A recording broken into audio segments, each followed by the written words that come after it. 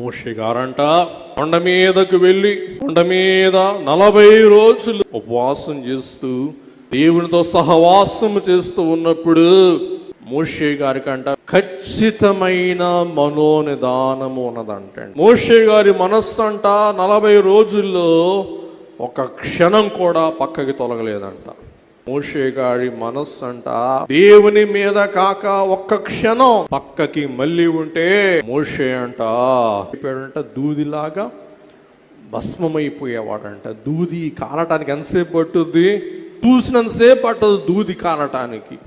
కాబట్టి మోషే దేవునితో 40 రోజులు ఉండగలిగారంటే, ధర్మశాస్త్రం అందుకోగలిగాడంటే, దేవునితో ముఖాముఖి సహవాసం చేయగలిగాడంటే మోషే ఏ అభ్యాసం చేశాడు?